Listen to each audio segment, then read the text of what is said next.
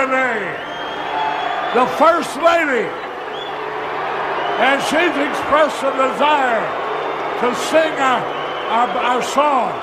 So, here's how we do it. I hope Gary hasn't forgotten the tune. I hope you haven't forgotten the words. I hope I haven't forgotten the words. And I hope you haven't forgotten the words. One, two, three. Take me out to the ball. Me out to the moon. Buy me some.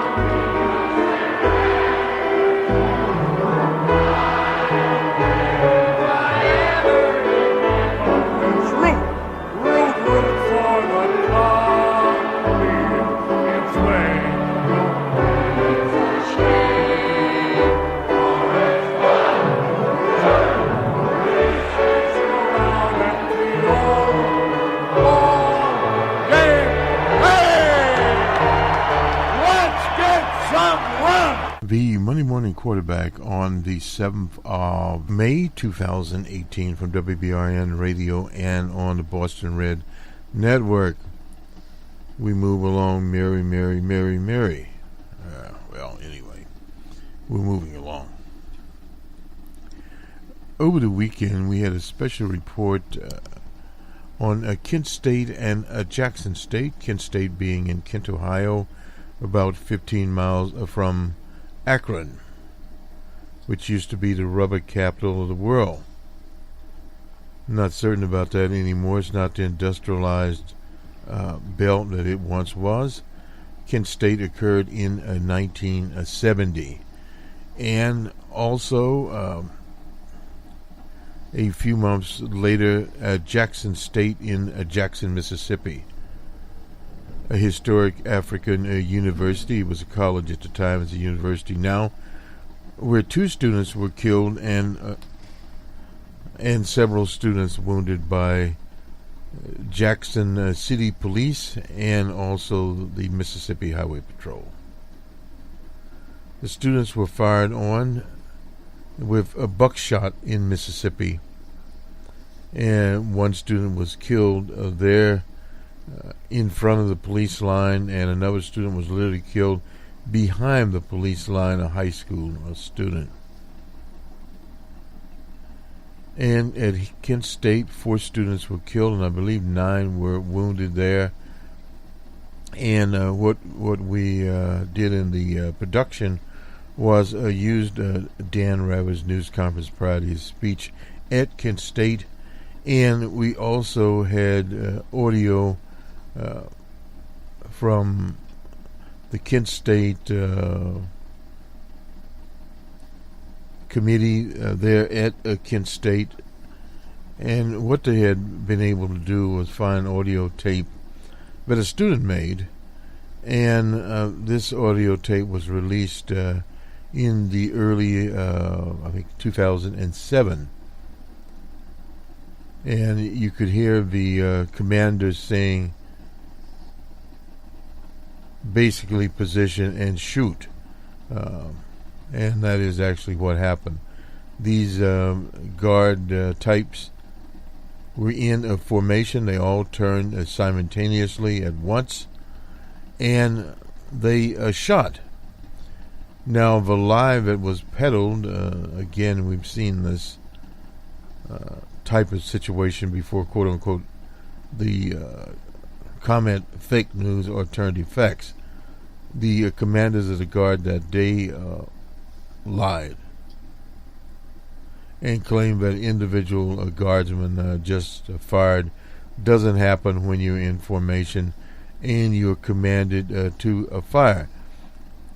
Finally, one of the guards types actually testified and affirmed the situation. You're talking about 1970, 48 years later, a long time. And of course, in almost 50 years, a number of those commanders are now dead. That is a tendency to happen. But there are still people left in the same situation at Jackson State, a radio/TV reporter that was on the scene, talked about the problem and some of the rumors out there. Don't necessarily call the rumors fake news, that there was a sniper firing from, I think it was the 4th or 5th floor of a girls' dormitory.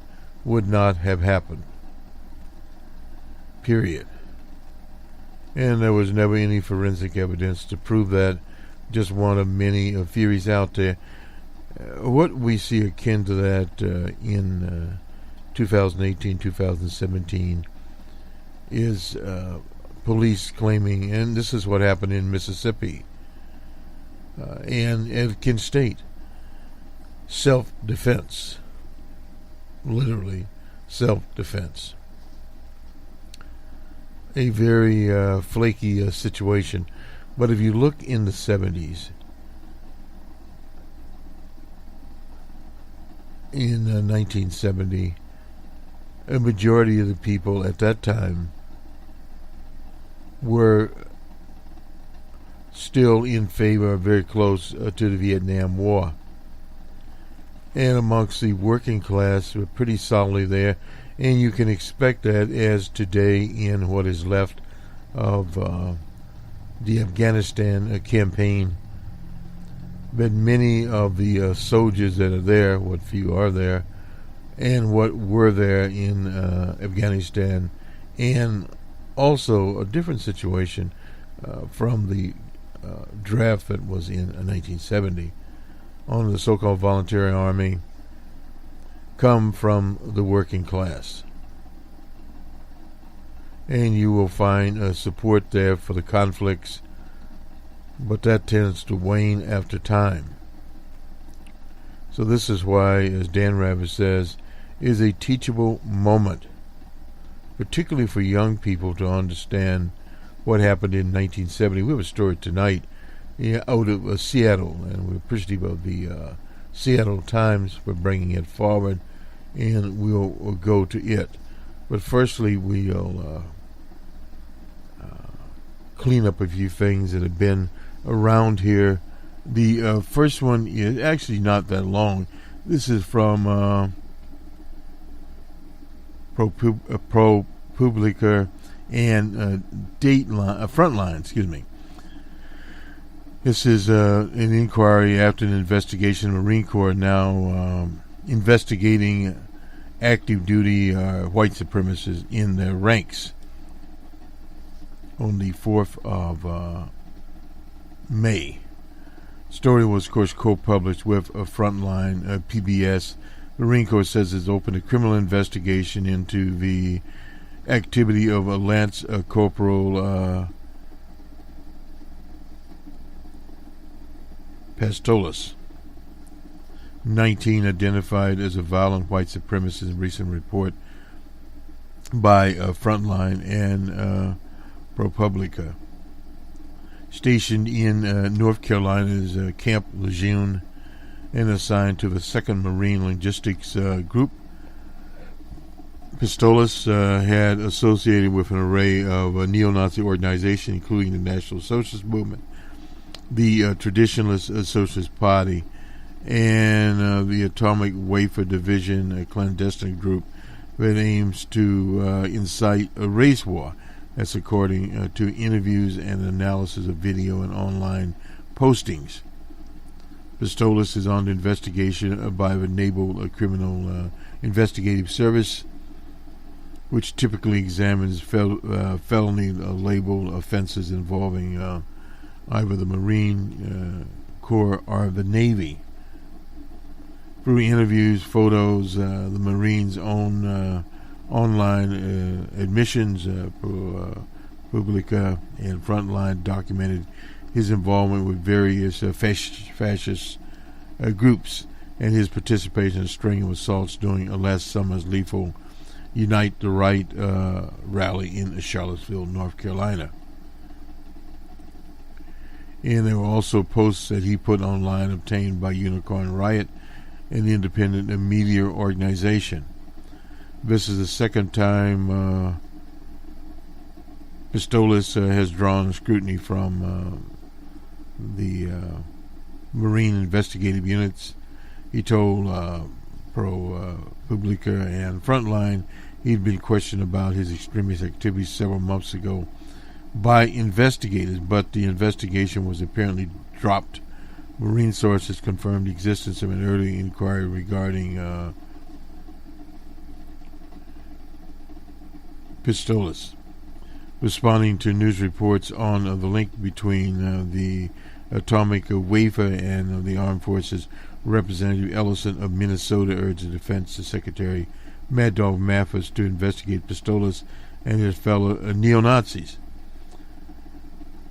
Representative Ellison also requested that the Department of Defense provide information to Congress about military efforts to discipline white supremacists in their rank and screen out extremists during their enlistment process.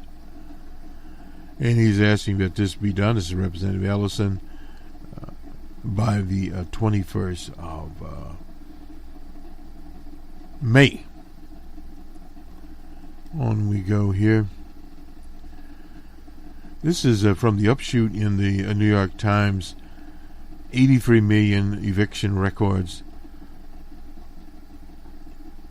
A sweeping and intimate new look at housing in America.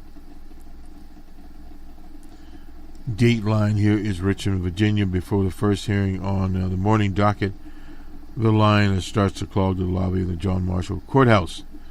No mobile phones are allowed inside, but many of the people who have been summoned don't learn that until they arrive. Put it in your car, the deputy sheriff suggests, at the metal detector. That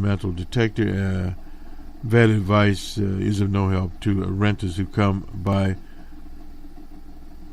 public transportation. To make it inside, some tuck their phone in the bushes nearby. The courthouse handles every eviction in Richmond, a city with one of the highest eviction rates in the country, according to new data of a dozen of states compiled by a team led by a Princeton sociologist Matthew Desmond. And let me get some of these. Desmond used the term eviction into 2 years ago. Term eviction into national topics of conversation with Vic, a book that chronicles how poor families lose their homes. It became a favorite among civic groups and on college campuses. Some here in Richmond. Bill Gates and former President Obama named it among the best books they had read in 2017. I'll have to look at that book. But for all the attention the problem began to draw, even Professor Desmond could not say how widespread it was. The survey of renters has tried to gauge displacement, but there's no government data tracking all eviction cases in America. That Desmond had been mining court records across the country to build a database of millions of evictions. It's clear that even his incomplete national picture is more rampant than in many places. What he saw in Milwaukee, that's in Wisconsin. The team found records of 900,000 eviction judgments in 2016 alone, meaning landlords were given the legal right to remove at least 1 in 50 renter households in communities covered by the data. The figure was 1 in 25 in Milwaukee, 1 in 9 in Richmond, Virginia. 1 in 5 renter households in Richmond were threatened with eviction in 2016. Their landlord began the legal process. In Richmond, most of the evictions never made it into court. They didn't appear because the process seemed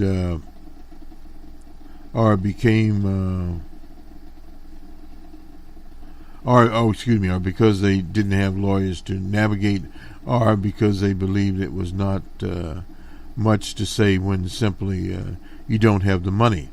The amount owed was the median amount, $686.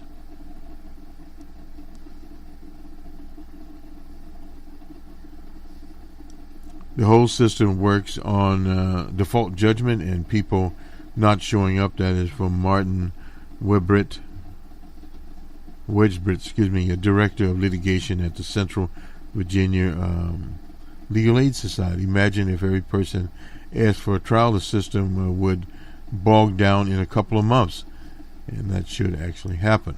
The consequence of what happened has then spread across the city. Richmond's public schools reroute buses to follow children from apartments to homeless shelters to pay-by-the-week hotels. Social workers coach residents on how to fill out applications when they have no answer for an address. Families lose their food sufficiency for the address their families and Medicaid benefits when they lose their permanent addresses where renewal notices are sent. That should all go online. Eviction isn't one problem, said Amy Woolard, a lawyer and a public coordinator of the Legal Aid Justice Center in a town. It's like 12 problems. The new data, this is data that was scraped,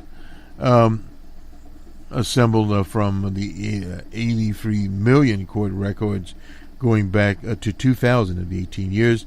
Evictions are accumulating across Michigan and Indiana. Several factors building one another in Richmond. In the Southwest, where the poverty rates are high and the minimum wage is low, as it is in Virginia, which lacks tenant rights available in other states, a city where poor African Americans live in low-quality housing with limited means, obviously, of escaping. And it is quite intentional. That is from LeVar Stoney, Richmond's mayor. A quarter of the households here are poor and having leaving many people a car repair or a hospital visit away from missing their rental payment. And this is some of the rank in eviction judgments in 2016. North Charlotte, Virginia, Richmond, Virginia, Hampton, Virginia, Newport News, Virginia, Jackson, Mississippi, Norfolk, Virginia, Greensboro, North Carolina, Columbus, South Carolina, Warren, Michigan, and Chesapeake, Virginia. And this story number said that favor of property owners, and it's as it has since the plantation days.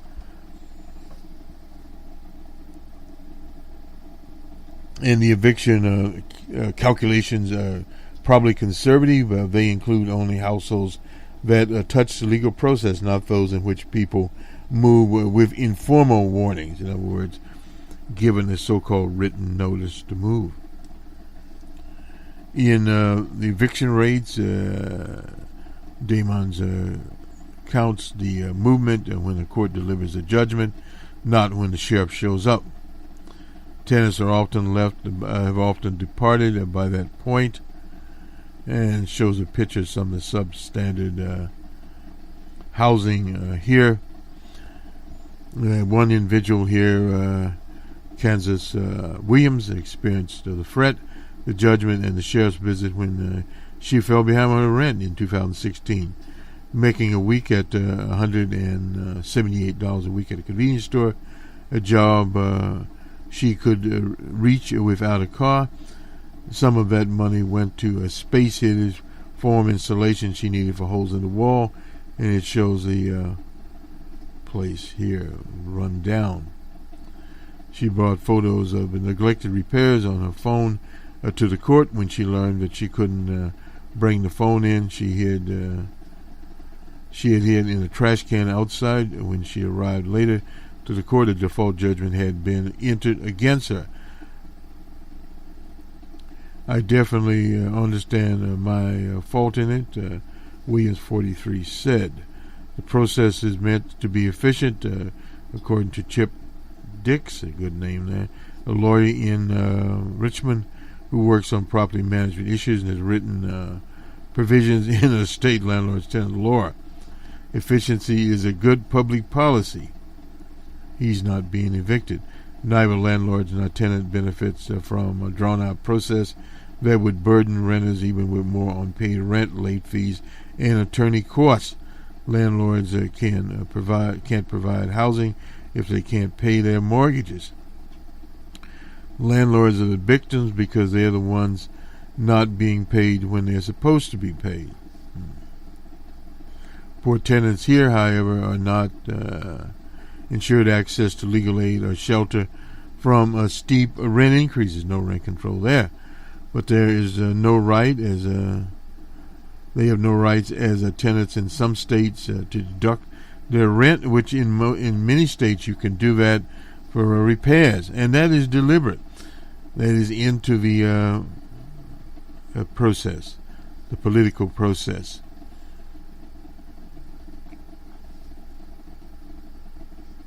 Another woman, Gully, was evicted for $569, her share of the rent on a home that was subsidized by a housing voucher. Usually, under those situations, it is much more difficult to evict a person. She didn't go to court because she said she believed that she could not bring her children with her.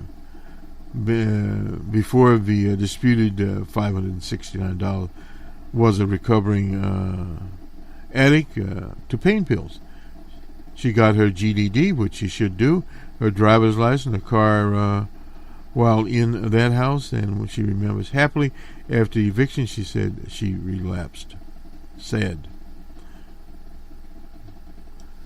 Part of the process, what happens after evictions, isn't efficient for anyone. Landlords, too, have to turn over the vacant apartments if they face a rental pool full of potentially disqualified tenants.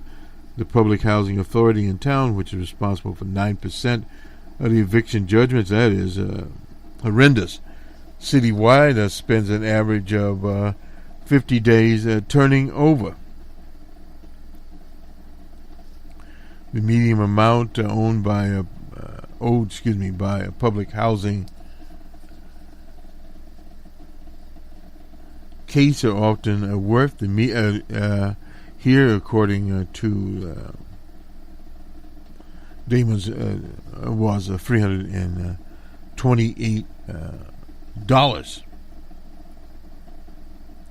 The agency provides housing as last resort, but is also a property manager. I don't think you are even eliminate that tension. That is from Orlando Artaz, the interim director of that institution. Now, lots of people get caught up in it. It is the tenants' fault. It's the tenants are the landlord's fault.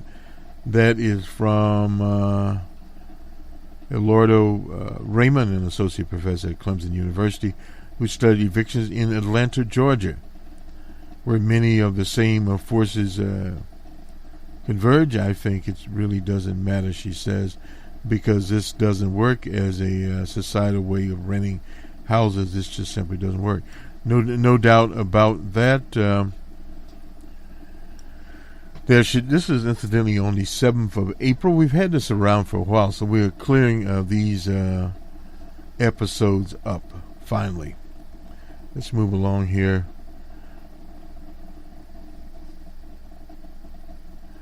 I will go to the Denver Post, a story from the Denver Post, a venerable newspaper that we use many, many times here.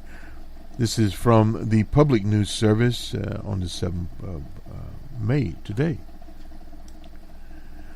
Unrest between the Denver Post workers and the hedge fund that owns it, Alden Global Capital, is on the rise after the editorial staff editor Chuck Pluckett resigned late last week. Workers at the Denver Post and other newspapers across the nation are set to protest on a Tuesday. What they say are predatory management practices in Denver and the Alden headquarters in Manhattan. Post reporter Kebble Nicholson is the newsroom's unit chair for the Denver Newspaper Guild. He said even though the Post made $28 million in profit last year, the company continues to cut staff and costs in a way that are unsustainable. They are busy stuffing their pockets as they write this out.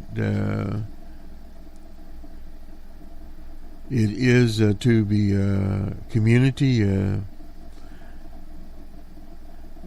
detriment. It is to the Post workers' detriment. They don't care. They just want to keep on raking in the profits, and we have to reverse that trend or stop that trend somehow. Workers and their supporters are calling for Alden to invest in the Post or just simply sell the damn paper. A recent Newman Lab report found that Alden's Colorado properties produce a 19% profit margin, and the company's strategy of continuing the cuts has produced the highest return in the industry. That is the reason. Attempts to contact Alden Capital or its subsidiary Digital First Media for a response were unsuccessful.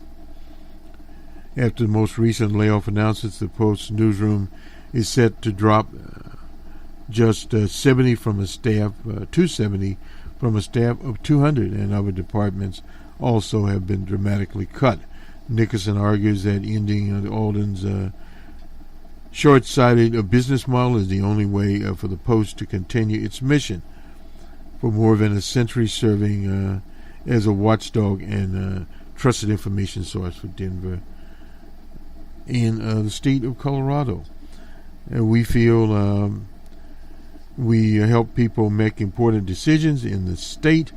If we were to vanish or disappear, I think it would be detrimental to the community as a whole, who is going to watch the powerful and hold them accountable. Newspaper workers plan to deliver a petition of more than 1,000 signatures to Alden's president, Heath Freeman. Nichols says the petition is a public cry asking the hedge fund to sell its local to local owners, or at least to an owner who is willing to reinvest in its earnings into journalism. This is much more of a problem out there, and it is a continual problem. Let me just in Seattle, Washington, also in 1970, the trial of what became known as the Seattle Seven. The fledgling Seattle Liberation Front had taken a leadership role in street demonstrations following contempt citation against the Chicago Seven. That happened in the city of Chicago. That trial was a very long trial. Bobby Seals was there. Huey P. Newton was. Let me see, was he on that trial?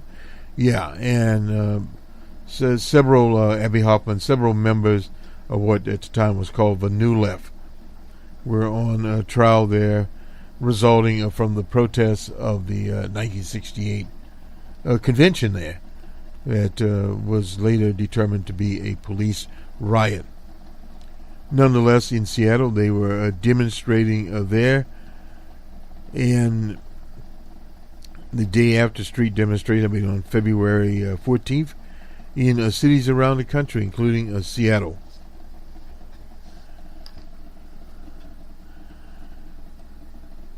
And a number of people were indicted there. I won't go into all of them. Josh Dowell, Joe Kelly, Michael Lerner, Roger Lippman, Chip Marshall, and Susan Stern were targeted by a federal grand jury, indicted and arrested on conspiracy. The trial of the Seattle Seven showcased naivete and wit and the unexpected savvy that they resisted their government and determined to squash dissent against racism, capitalism, and war. Same thing is what happened in at Jackson State in Kent, Ohio. They received a 12-day crash course. It was held over in Tacoma, Washington. A Spokane lawyer named Carl Marxey and a national lawyer, Richard Taggart. You remember Richard Taggart? He was one of the defense lawyers for Timothy McVeigh in the Oklahoma City situation. And Stan Pitkins, a young and upcoming Nixon appointee who since is dead. Pitkins' key witness faltered and the government's case appeared doomed. The presiding judge issued a surprise ruling. The following is excerpts from Chapter 13 of the book, Protests on Trial, the Seattle Conspiracy. The judge there was a Republican named George Boat.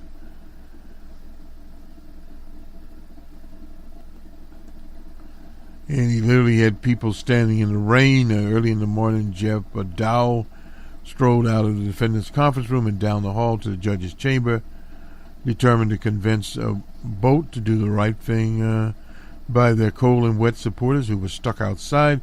Boat was taken aback by the ferocity of the pounding on the desk, saying later it almost broke the door, actually.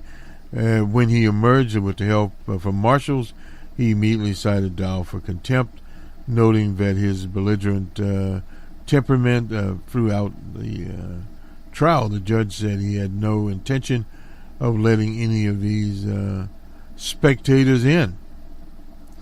20 minutes later, the jury was seated, and Stan Pitkins and his staff were present. The judge was there, but Carl Marxey was the only one at the defense table. In retrospect, the defendants commented that it was on President for both to seal the jury, seat the jury before checking to see that both the defense and prosecution were present. Michael Taggart hurried into the courtroom, having come from the defense conference room where the defendants were still talking about how to convince the judge to allow their supporters in. And I want, I guess we'll append this on exactly 5 minutes later, the bailiff was sent to get the defendants, and Taggart explained that the defendants didn't want to return to the courtroom unless the two matters had been discussed. Now, the courtroom to report that the defendant's room was locked, and the attorneys of Boat and a large number of marshals charged down the hall to the defense room. Just as they arrived, the door opened and defendants poured out. Boat demanded that they return into the courtroom, and we were just on our way, the defendant said as they raced en masse towards the courtroom. The marshals are confused by the sudden motion, chased after them. A newsman in the hallway noticed marshals hitting and swearing at one of the defendants, who yelled to the judge, "Did you see that?" The judge, the newsman wrote, appeared frightened by the incident. I guess he was on the run too. Anyway, this basically went on and on and on, and they were finally found in a contempt of court. They held a news conference. Marshall compared their situation to railroad workers' strike that was going on that week. There was a rail strike too. The railroads are on a strike today, and we are on strike from this railroad. In other words, the trial there. The decision to retry the case rested. This was the judge found a mistrial. It was Judge Boat, went ballistic. Taggart said what was really happening was that the government was playing a double jeopardy strategy. Since the prosecution appeared to be losing the case, the government had decided to end it and start over again. So the decision rests with the U.S. Attorney's Office. This Pippin here equivocated, citing unprecedented nature of the case. If it were retried, it would have to occur in a Western Washington district. Boat could again be the judge assigned to the case. The Washington State Bar Association voted to examine the trial record. The Washington Times reporter noted it's unusual for a judge to order a mistrial because of defendants' conduct. Most mistrials result of actions by the prosecution. So in other words, old Boat decided basically to dispense with the trial. And the epilogue here, following decision, Boat entered the contempt sentences, a full year for Marshall Dowell, Bailey Kelly, and Roger Lippman, and also 6 months for Susan Stern. And the prosecution would not quit. Pippin refiled the contempt charges and set a hearing on February 1972. When Boat handed down the contempt decisions, he declared that he would not order a new trial for the conspiracy charges until the 7 had served their entire contempt sentences. Pippin refiled the contempt charges and set a hearing. I see. Oops. After the trial, let's see. Their strategy was to interfere with perfectly legal organizing work of the Seattle Liberation Front. After the trial, Stern wrote in a memoir about her years with the Weberman Group, known later as the Weberman and known as the Webermen. Then the Webermen underground. She died of heart failure, unfortunately, in 1976. Leonard lives in Berkeley and remains politically active as a rabbi. I think we've heard of him. And one other person here, Dow, lives in Los Angeles, works in the entertainment business. Marshall ran twice for Seattle Council. And he finally moved to Asia. So just backgrounds here. And we finish this up here. Kit Berkey was active in the Students with Democratic Society at Bryn Mawr College, and later a Weberman participated in anti-war and anti-capitalist actions around the country. Born and raised in Seattle. She was a pediatric oncologist, nurse, and now works as an independent writer, consultant, and supports local philanthropic organization focused on human services and education. To write Protests on Trial, she conducted dozens of personal interviews with 6 defendants. They are lawyers, the FBI agents, journalists, jurors, the U.S. Marshals, etc. So it's an interesting book. We'll just append this down and let us move on here as we do the all-important sports in a minute here.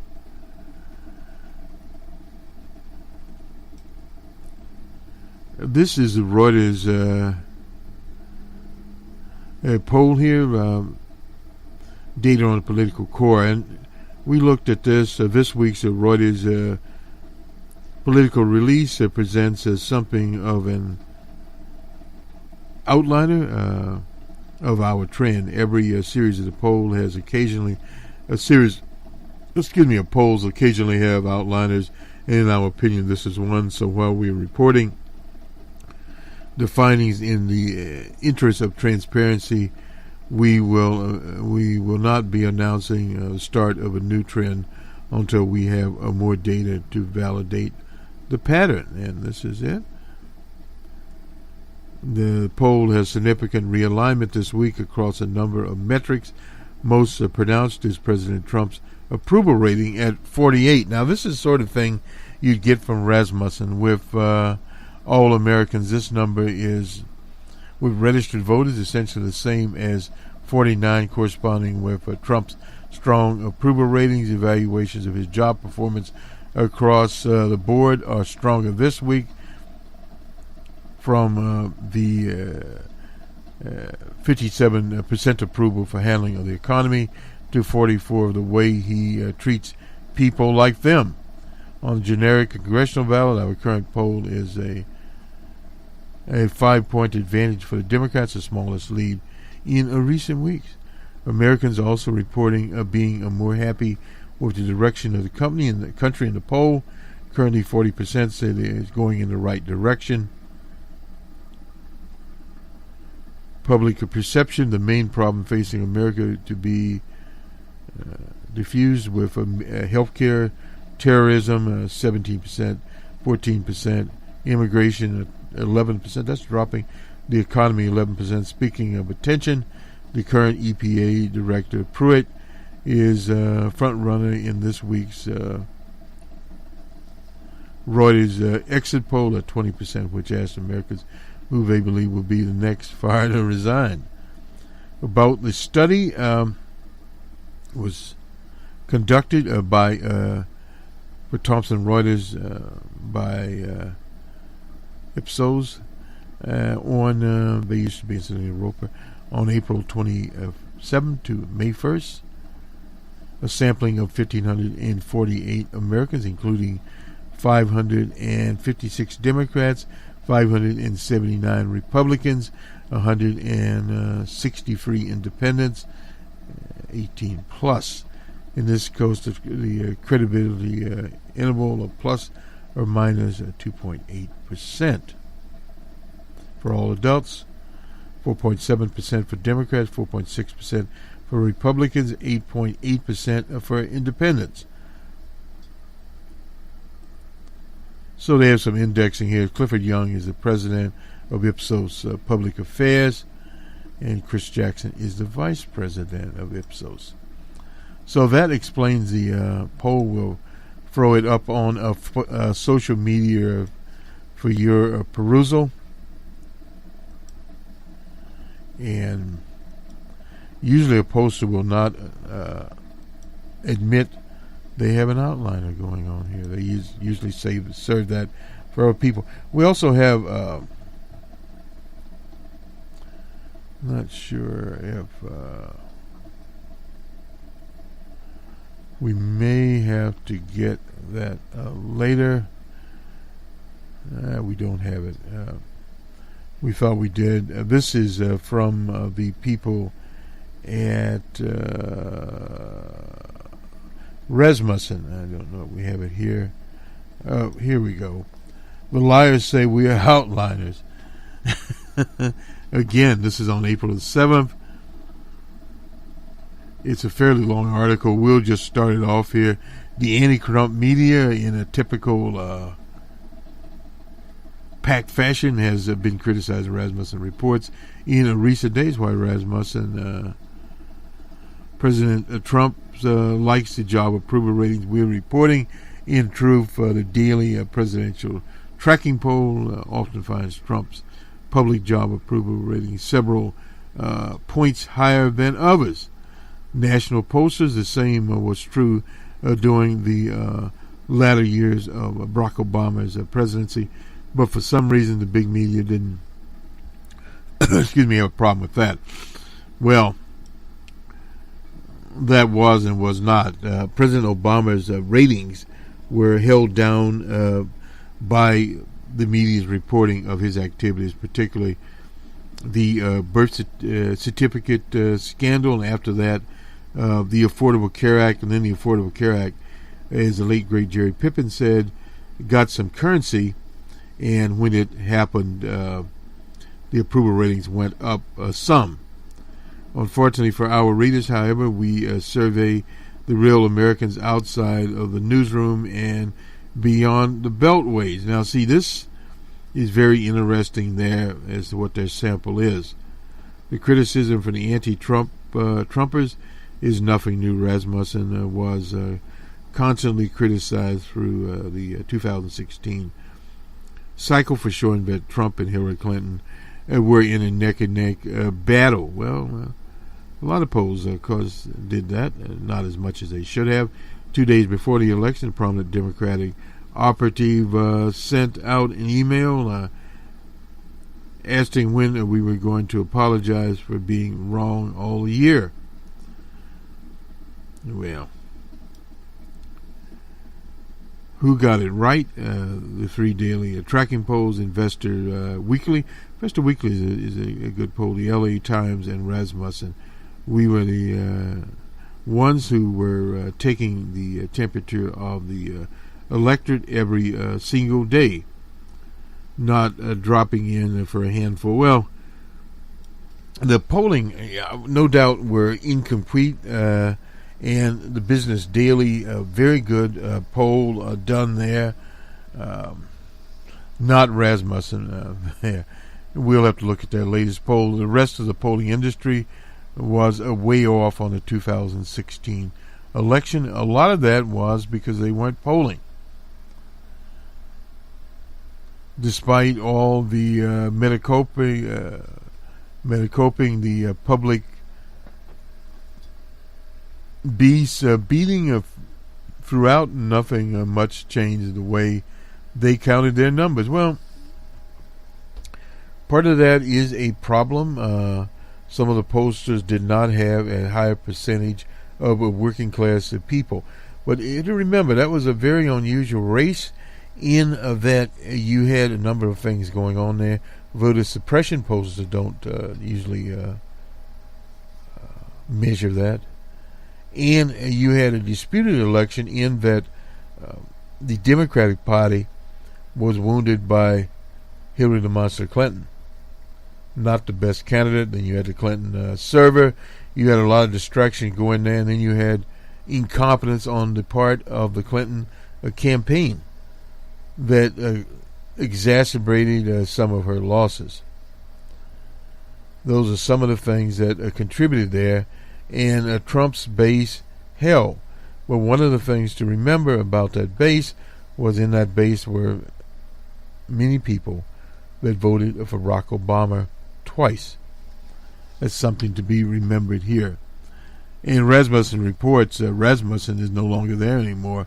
That changed hands. We go through additional screening questions to survey likely voters for the obvious reason.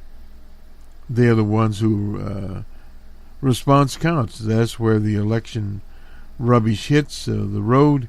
These people intend to vote. Many other posters survey registered voters, but think how many Americans don't bother to vote in every election. A survey of registered voters really doesn't tell the whole story. Well, effectively, polling starts out with registered voters, and in the final days, it goes to likely voters.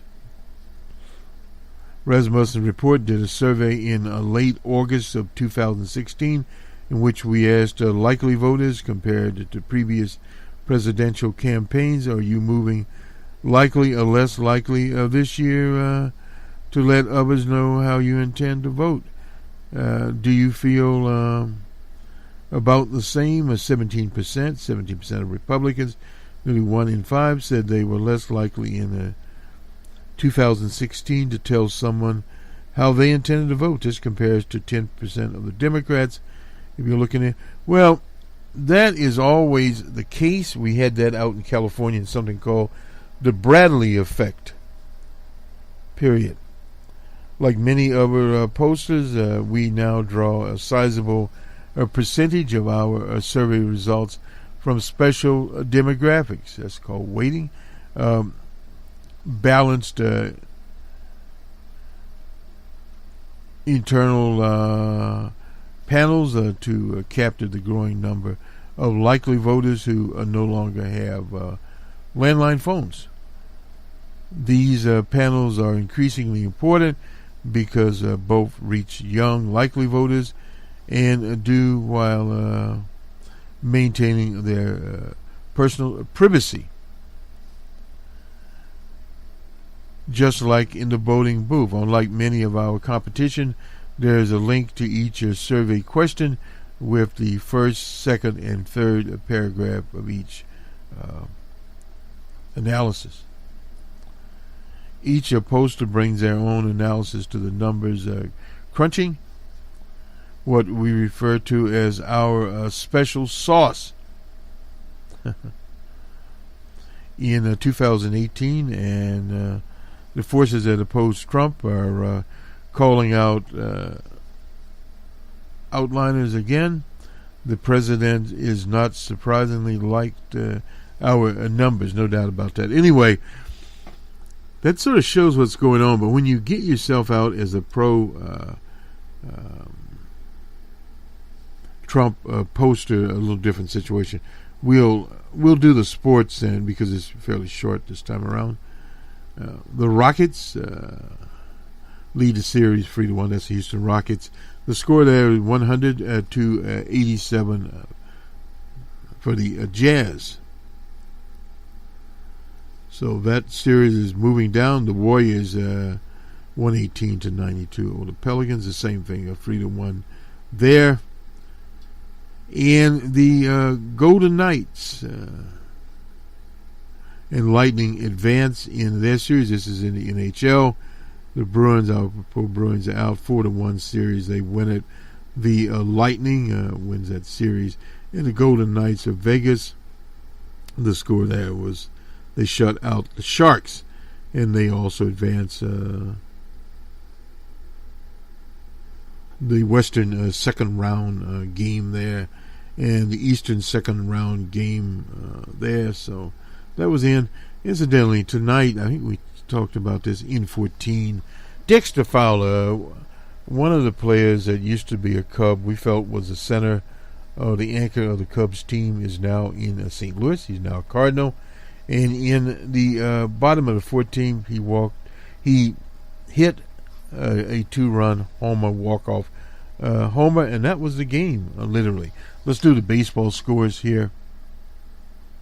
Same thing happened on Saturday night, incidentally, to the Cubs and the same pitcher. Anyway, nonetheless, Cleveland and the Yankees 7-4. The Rockies and Mets in New York, Rockies 3-2. The Blue Jays and Rays in Florida. The Blue Jays pulled that one out 2-1. The Giants in Atlanta, Georgia. Giants 4-3. The Phillies and Nationals in D.C.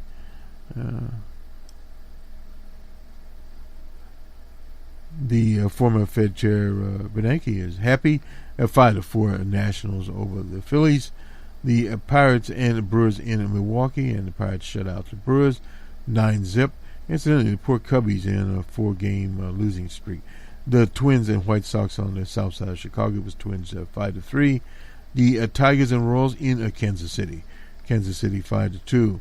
The Red Sox and Rangers in Texas, Sox 6-1. The Dodgers and Padres in San Diego. Dodgers were shut out by the Padres 3-0.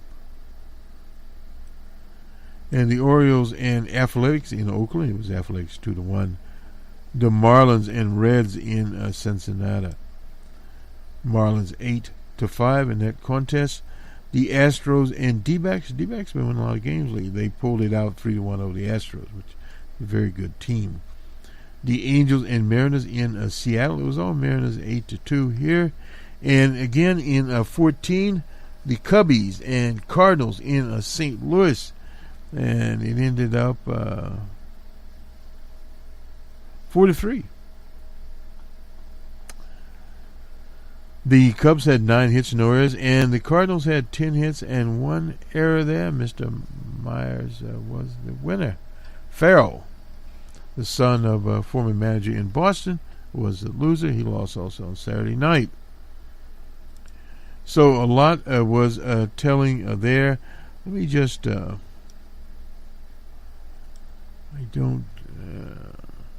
Well, we won't have time to cover Bernie Sanders' federal job guarantee program. Number of elements here. We probably have to do a special on that particular one. This will do it for the Monday morning quarterback. Hopefully, we chronicled the 1970s and the 1970s to 2000. Just one other thing here. Let's look at the polling very quickly here. We didn't have the talk shows, and Mr. Giuliani was on the talk shows basically saying the same thing he has been saying, that there may be more payoffs in the pipeline.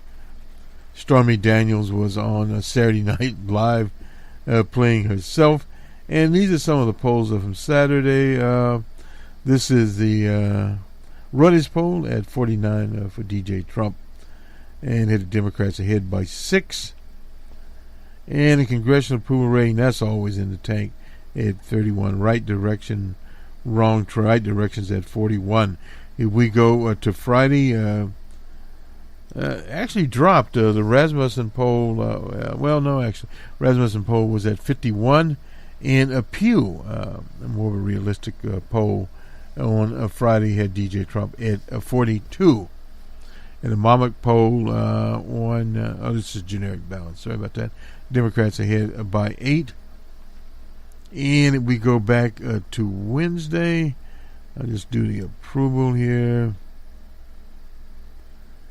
It was at 44. That was in Economist YouGov. YouGov's an online poll. And what else? We don't really have very much else there. And on Tuesday, that was May Day, Monmouth had DJ Trump at 45. So I suppose we could say he's somewhere between 45, 49. He has been going up in the polls. We'll look at that more in the week to come. This will do it for us. We're traveling this week. Nonetheless, have a good week, everyone. We'll talk to you next Monday on the Monday morning quarterback with more sports. We did cover baseball. Hockey is moving on with their playoffs in the East and in the West. The same thing with the NBA.